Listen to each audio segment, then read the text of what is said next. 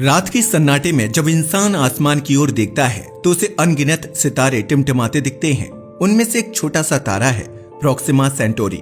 यह हमारे सूरज के बाद हमारे सौरमंडल के सबसे नजदीक स्थित तारा है। लेकिन नजदीक शब्द यहाँ धोखा देता है, क्योंकि यह तारा वास्तव में करीब 4.24 प्रकाश वर्ष दूर है। यानी अगर हम प्रकाश की गति से चलें तो भी वहां पहुंचने में 4 साल से ज्यादा लगेंगे। और अगर आज की हमारी सबसे तेज रॉकेट टेक्नोलॉजी इस्तेमाल करें तो ये सफर 75,000 साल से कम में पूरा ही नहीं हो सकता। पृथ्वी पर जीवन हमेशा स्थायी नहीं रहेगा। सूरज बूढ़ा होगा, पृथ्वी का तापमान बढ़ेगा, संसाधन खत्म होंगे। इसलिए वैज्ञानिकों की नजर अब उन जगहों पर है जहां पृथ्वी जैसी परिस्थितियां हो सकती हैं। प्रोक्सिमा सेंटोरी के चारों ओर एक ग्रह घूमता है, प्रोक्सिमा बी, जो अपने तारे की हैबिटेबल जोन यानी जीवन योग्य दूरी में है। इसका मतलब यह है कि वहां तरल पानी मौजूद हो सकता है, और जहां पानी होता है वहां जीवन की संभावना भी होती है। लेकिन सवाल ये है, अगर वह जगह सच में जीवन के योग्य है तो क्या हम कभी वहां पहुंच पाएंगे? अब सोचो, जब इंसान ने चांद तक पहुंचने में, जो कि हमारे पास है, हजारों वैज्ञानिकों और अरबों डॉलर खर्च किए, तब प्रोक्सिमा सेंटोरी तक पहुंचना कितना कठिन होगा। ये तारा हमसे करीब 40 ट्रिलियन किलोमीटर दूर है। 1977 में वॉयेजर 1 नाम का एक अंतरिक्ष यान लॉन्च हुआ था। इसने अब तक 23 अरब किलोमीटर की दूरी तय की है और यह अंतरिक्ष के सबसे दूर पहुंचे हुए मानव निर्मित यानों में से एक है। लेकिन अगर यही यान प्रोक्सिमा सेंटोरी की दिशा में चलता रहे तो वहां पहुंचने में 70,000 साल लगेंगे। यानी अगर अभी आपने इसे भेजा तो यह हमारी 3000वीं पीढ़ी को वहां जाकर रिपोर्ट देगा। कहना आसान है कि हम तेज यान बनाएंगे, लेकिन विज्ञान में गति बढ़ाने का मतलब है ऊर्जा की जरूरत को कई गुना बढ़ाना। रॉकेट जितना तेज चलेगा उतना ज्यादा ईंधन चाहिए, और ईंधन बढ़ाने से रॉकेट भारी हो जाता है, जिससे वह धीमा पड़ जाता है। यह एक ऐसा साइंटिफिक ट्रैप है जिसमें दुनिया के सारे इंजीनियर्स फंसे हुए हैं। अगर हमें प्रोक्सिमा तक सिर्फ 100 साल में पहुंचना है तो हमें ऐसी स्पीड चाहिए 12,000 किलोमीटर प्रति सेकंड, यानी 0.04 प्रकाश गति। यह आज की किसी भी मशीन के बस की बात नहीं है। हमारी सबसे तेज रॉकेट पार्कर सोलर प्रो भी सिर्फ 7 लाख किलोमीटर प्रति घंटा चलती है, जो लाइट स्पीड का 0.06% ही है। विज्ञान में नई तकनीकें खोजी जा रही हैं, जैसे नंबर 1 आयन प्रोपल्शन। यह धीरे धीरे गति बढ़ाता है लेकिन बहुत स्थिर और ऊर्जा कुशल है। Number 2 nuclear propulsion. इसमें परमाणु ऊर्जा से जोरदार थ्रस्ट मिलता है, लेकिन यह बहुत जोखिम भरा है। Number 3 light sail technology. इसमें अंतरिक्ष यान को एक लेजर किरण या सूरज की रोशनी धकेलती है। इस तकनीकी पर Breakthrough Starshot project काम कर रहा है, जिसका लक्ष्य है एक माचिस की तीली जितना छोटा यान जो प्रकाश के 20% गति से यात्रा कर सके। अगर यह सफल हुआ तो प्रोक्सिमा सेंटोरी तक पहुंचने में सिर्फ 20 साल लग सकते हैं। यह विचार तो अच्छा है, पर इसे सच करना अभी बहुत मुश्किल है। स्पेस कोई खाली जगह नहीं है। वहां पर कॉस्मिक रेडिएशन, माइक्रो मीटेओरॉइड्स और डस्ट पार्टिकल्स हर दिशा में घूमते रहते हैं। अगर कोई यान प्रकाश गति के 10% पर भी चला तो एक रेत के कण जैसी चीज भी उस पर बम की तरह टकरा सकती है और उसे नष्ट कर सकती है। इसलिए वैज्ञानिक कहते हैं कि स्पेस में दूरी नहीं, खतरा असली दुश्मन है। मानव शरीर और दिमाग लंबे समय तक अंतरिक्ष की खामोशी में टिक नहीं सकते। शून्यता, अकेलापन और रोशनी की कमी इंसान को मानसिक रूप से तोड़ देती है। अगर यह यात्रा हजारों साल चले तो शायद कई पीढ़ियां उस यान में पैदा होंगी और मरेंगी बिना धरती देखे। क्या वे जान भी पाएंगी कि उनके पूर्वज कहां से आए थे? आज हमारे पास जो भी टेक्नोलॉजी है वो सिर्फ हमारे सौरमंडल तक सीमित है। हमें अपने रॉकेट, प्रोपल्शन सिस्टम्स और ऊर्जा उत्पादन को हजारों गुना बेहतर बनाना होगा। इंसान ने अब तक समुद्र पार किए, आसमान छू लिया, चांद पर कदम रखा। अब चुनौती है सितारों तक पहुंचना। कल्पना करो, कोई अंतरिक्ष यान पृथ्वी से उड़ान भर चुका है। उसका लक्ष्य है प्रोक्सिमा सेंटोरी, वो तारा जो हमारी आंखों से तो बस एक चमकता बिंदु लगता है, लेकिन वहां पहुंचने में लाखों साल लग सकते हैं। रॉकेट अंतरिक्ष की काली गहराइयों में धीरे धीरे आगे बढ़ रहा है और उसके पीछे बस एक चीज बची है, पृथ्वी की फेडिंग रोशनी। अब सवाल ये नहीं है कि क्या इंसान वहां जा सकता है, बल्कि ये है कैसे। और इसी कैसे का जवाब भी इस यात्रा को असंभव बना देता है। रॉकेट को प्रकाश की 10%, 20% या 50% गति तक पहुंचाने के लिए एनर्जी रिक्वायरमेंट एक्सपोनेंशियल रूप से बढ़ती है। अगर हमें सिर्फ 10% लाइट स्पीड चाहिए तो हमें उतनी ऊर्जा चाहिए जितनी पूरी पृथ्वी एक साल में उपयोग करती है। और अगर हम 50% लाइट स्पीड चाहते हैं तो उतनी ऊर्जा चाहिए जितनी हमारे सूरज से कुछ सेकंड में निकलती है। यह आंकड़े डराने वाले हैं क्योंकि मौजूदा केमिकल फ्यूल रॉकेट्स इतनी ऊर्जा कभी दे ही नहीं सकते। यहाँ तक कि अगर पूरा पृथ्वी का ईंधन एक ही रॉकेट को दिया जाए तब भी वह उस गति के आसपास नहीं पहुंच पाएगा। इसी वजह से वैज्ञानिकों ने नजर डाली है न्यूक्लियर फ्यूजन पर। यह वही प्रक्रिया है जो सूरज के अंदर होती है, जहां हाइड्रोजन के परमाणु मिलकर हीलियम बनाते हैं और ऊर्जा छोड़ते हैं। अगर हम इस प्रक्रिया को नियंत्रित कर सकें तो हम लगभग अनंत ऊर्जा प्राप्त कर सकते हैं। 1950 के दशक में प्रोजेक्ट ओरियन शुरू हुआ था। इसका लक्ष्य था ऐसे रॉकेट बनाना जो पीछे परमाणु बम्बों के विस्फोट से थ्रस्ट ले सके। थ्योरी के हिसाब से यह काम कर सकता था, लेकिन यह इतना खतरनाक था कि दुनिया ने इसे रोक दिया।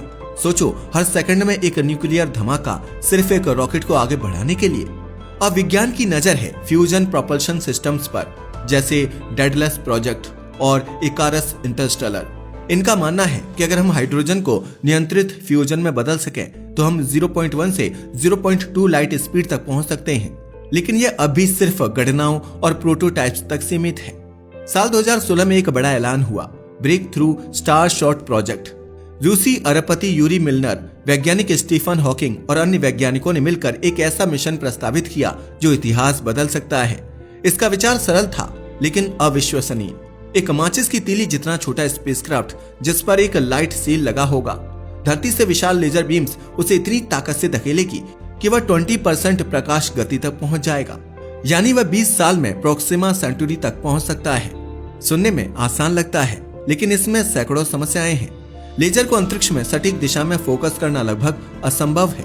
इतनी तेज गति पर एक धूल का कण भी यान को नष्ट कर सकता है। इतने छोटे यान में कैमरा, सेंसर और कम्युनिकेशन सिस्टम कैसे फिट किए जाएंगे? फिर भी यह मानवता की अब तक की सबसे व्यावहारिक योजना है। अगर किसी तरह यान निकल भी जाए तो उसे बीच रास्ते में कई 100 अरब किलोमीटर तक कुछ नहीं मिलेगा, ना हवा, ना ग्रह, ना कोई मैग्नेटिक शील्ड जो कॉस्मिक रेडिएशन से बचा सके। अंतरिक्ष में हर दिशा से आती गामा रेज, एक्स-रेज और चार्ज्ड पार्टिकल्स किसी भी इलेक्ट्रॉनिक सिस्टम को पिघला सकते हैं। इनसे बचने के लिए स्पेसक्राफ्ट को भारी शील्ड चाहिए, लेकिन अगर यह शील्ड भारी होगी तो रॉकेट की गति कम हो जाएगी। यानी फिर वही पुरानी समस्या, जितना सुरक्षित बनाओगे उतना धीमा हो जाओगे। मान लो कि किसी तरह यान प्रोक्सिमा की दिशा में निकल भी गया, अब उसे डेटा भेजना होगा, लेकिन जो सिग्नल वह भेजेगा उसे धरती तक पहुंचने में 4.24 साल लगेंगे। यानी अगर वह आज कोई तस्वीर भेजेगा तो हम उसे 4 साल बाद देखेंगे, और अगर हम उसे कोई कमांड भेजेंगे तो उसका जवाब हमें 8 साल बाद मिलेगा। सोचो, जब इतनी देरी हो तो कोई मिशन कैसे कंट्रोल किया जा सकता है? यह एक ऐसी यात्रा है जहां हर आदेश, हर गलती और हर सुधार वर्षों की दूरी पर है। अगर किसी दिन इंसान खुद इस दिशा में निकले तो सबसे बड़ा सवाल होगा जीवित रहना। हमारा शरीर पृथ्वी के गुरुत्व, वातावरण और जैविक चक्रों के हिसाब से बना है।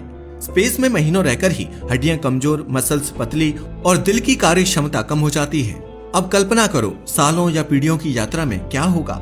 कुछ वैज्ञानिकों ने जनरेशन शिप की कल्पना की है, एक विशाल यान जिसमें हजारों लोग रहेंगे, जन्म लेंगे, मरेंगे और उनकी आने वाली पीढ़ी ही गंतव्य तक पहुंचेगी।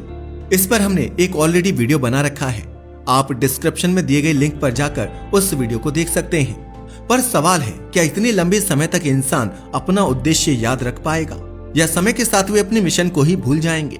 इन सबके बीच एक सच्चाई और भी बड़ी है, यह यात्रा मानव जीवन काल से बहुत बड़ी है। हम ऐसे समय की बात कर रहे हैं जो सभ्यताओं के बनने और मिटने से भी लंबा है। आज जो बच्चा जन्म ले रहा है उसकी 3000वीं पीढ़ी शायद उस तारीख की तस्वीर देखेगी। फिर भी यह सपना इंसान देखता है, क्योंकि हम हमेशा अपनी सीमाओं को तोड़ने की कोशिश करते हैं। हमने महासागर पार किए, हमने आसमान छुआ, हमने चांद को जीता। अब हमें बस एक और कदम उठाना है, सितारों की ओर। अंतरिक्ष की गहराई में तैरता हुआ एक छोटा सा यान, उसके पीछे लाखों किलोमीटर लंबी काली खामोशी और सामने अनंत दूरी पर टिमटिमाता हुआ एक तारा, प्रोक्सिमा सेंटोरी। यह दृश्य किसी विज्ञान कथा का नहीं, बल्कि मानवता के सबसे गहरी सपनों में से एक का है, दूसरे सितारों तक पहुंचने का सपना। लेकिन वहां तक पहुंचना आज की तकनीकी से लगभग नामुमकिन है। पर अब सवाल है, क्या भविष्य में यह सपना हकीकत बन सकता है? विज्ञान के इतिहास में एक विचार बार बार सामने आता है, अगर दूरी बहुत ज्यादा है तो क्यों ना स्पेस को ही मोड़ दिया जाए। यही सोच वार्प ड्राइव का आधार बनी। सैद्धांतिक रूप से इसका मतलब है कि हम किसी यान के आसपास के अंतरिक्ष को कंप्रेस और एक्सपेंड कर दें। यानी यान खुद तेजी से नहीं चलेगा, बल्कि स्पेस टाइम ही उसके चारों ओर खिसक जाएगा। 1994 में फिजिसिस्ट मिगुएल अल्कुबिएरे ने इसका गणितीय मॉडल पेश किया। अल्कुबियरे वार्प ड्राइव। थ्योरी कहती है कि अगर हमारे पास नेगेटिव एनर्जी हो तो हम एक वार्प बबल बना सकते हैं जो प्रकाश से भी तेज चलेगा। समस्या यह है कि यह ऊर्जा हमारे ब्रह्मांड में कभी देखी ही नहीं गई। यह किसी ऐसी चीज की मांग करता है जो अभी फिजिक्स की सीमाओं के पार है। लेकिन वैज्ञानिक इसे खारिज नहीं करते, क्योंकि हर असंभव विचार कभी न कभी मानव इतिहास की सबसे बड़ी खोज बन जाता है। दूसरा विचार है anti matter engine. Anti matter यानी पदार्थ का उल्टा रूप। जब भी यह सामान्य पदार्थ से टकराता है, दोनों नष्ट होकर 100% ऊर्जा में बदल जाते हैं। यानी अगर हम 1 ग्राम एंटी मैटर को 1 ग्राम सामान्य पदार्थ से टकराएं, तो उतनी ऊर्जा निकलेगी जितनी 20,000 टन TNT विस्फोट से आती है। अब तक वैज्ञानिकों ने इसे प्रयोगशालाओं में बहुत थोड़ी मात्रा में बनाया है, लेकिन उसे संभाल कर रखना लगभग नामुमकिन है। यह इतना संवेदनशील है कि हल्का सा संपर्क भी पूरा सिस्टम उड़ा सकता है। अगर कभी भविष्य में हम इसे नियंत्रित करना सीख गए तो यह मानव सभ्यता का सबसे शक्तिशाली इंजन होगा और शायद हमें प्रोक्सिमा सेंटुरी तक ले जा सकेगा। अब विज्ञान इस दिशा में भी सोच रहा है कि शायद इंसान को खुद जाने की जरूरत ना पड़े। भविष्य में ऐसी आर्टिफिशियल इंटेलिजेंस प्रोब्स बनाई जा सकती हैं जो खुद सोच सकें, खुद निर्णय ले सकें और हजारों साल की यात्रा बिना रुके तय कर सकें। इनमें ना तो नींद चाहिए, ना खाना, ना हवा, ना भावनाएं। वे बस आगे बढ़ेंगी बिना थके, बिना टूटे। कुछ वैज्ञानिक इसे जेनेसिस प्रोब्स कहते हैं, ऐसे यान जो किसी नए ग्रह पर पहुंचकर जीवन के बीज फैला सके। यानी भले इंसान खुद ना जाए, पर जीवन की लहर फिर भी दूसरे तारे तक पहुंच जाएगी। भविष्य की एक और कल्पना है लंबी नींद यानी क्रायोस्लीप। साईफाई मूवी में आपने देखा होगा कि यात्री सालों तक बर्फ जैसी नींद में रहते हैं और फिर गंतव्य पर जागते हैं। असल में इस तकनीकी पर अब प्रयोग हो रहे हैं। नासा और ईएसए दोनों ही ऐसी तकनीकें टेस्ट कर रही हैं जिससे इंसान को मंथ्स या ईयर्स तक सुलाया जा सके, मेटाबॉलिज्म को धीमा किया जा सके। लेकिन सदियों तक जीवित रहना अभी तक सिर्फ कल्पना है। दूसरी सोच है जनरेशन शिप्स। ऐसे विशाल जहाज जिनमें हजारों लोग रहेंगे, एक समाज बनेगा, नई पीढ़ियां जन्म लेंगी और वही अगली पीढ़ी गंतव्य तक पहुंचेगी। यह योजना आकर्षक तो है, लेकिन डरावनी भी, क्योंकि समय के साथ लोग शायद यह भूल जाएं कि वे कहां जा रहे हैं। उनके लिए वह जहाज ही धरती बन जाएगा। यहां तक पहुंचने के बाद भी एक सच्चाई नहीं बदलती। दूरी का मतलब है देरी। अगर हम प्रोक्सिमा से संदेश भेजें तो वह धरती तक आने में 4 साल लेगा। यानी उस यान का हर अपडेट हमें सालों बाद मिलेगा। यह ऐसा मिशन होगा जो अपने भाग्य का फैसला खुद करेगा, क्योंकि धरती से निर्देश भेजना लगभग बेकार होगा। इस खामोशी में उस यान की हर बीप, हर सिग्नल मानव इतिहास की सबसे कीमती आवाज होगी। अब तक हमने देखा कि यह यात्रा असंभव जैसी लगती है, पर अगर इतिहास कुछ सिखाता है तो वह यह है कि इंसान असंभव को भी मुमकिन बना देता है। कभी उड़ना नामुमकिन था, कभी चांद पर जाना पागलपन था, कभी मंगल पर लैंडिंग कल्पना थी, लेकिन सब हुआ। आज वैज्ञानिक लेजर सेल बना रहे हैं, नैनो स्पेसक्राफ्ट डिजाइन कर रहे हैं, फ्यूजन इंजन टेस्ट कर रहे हैं। शायद आने वाले 100 सालों में हम उस मुकाम पर पहुंच जाएं, जहां प्रोक्सिमा सेंटुरी अब बस एक सपना नहीं बल्कि एक मंजिल बन जाए। शायद हम खुद उस तारे तक ना पहुंच सकें, पर एक दिन हमारी बनाई कोई मशीन वहां पहुंचेगी और वो जब प्रोक्सिमा बी की सतह से पहली तस्वीर भेजेगी तो वो तस्वीर सिर्फ एक ग्रह की नहीं होगी, वो मानव आत्मा की विजय की तस्वीर होगी। क्योंकि इंसान सिर्फ जीने के लिए नहीं बना, वह खोजने के लिए बना है, खुद को, अपनी सीमाओं को और उस अनंत ब्रह्मांड को जो उसकी प्रतीक्षा कर रहा है। दोस्तों, आपको क्या लगता है, क्या हम कभी प्रोक्सिमा सेंटुरी तक पहुंच पाएंगे? हमें नीचे कमेंट करके जरूर बताइएगा। आज के लिए बस इतना ही। वीडियो पसंद आया हो तो इसे लाइक और शेयर करें। धन्यवाद।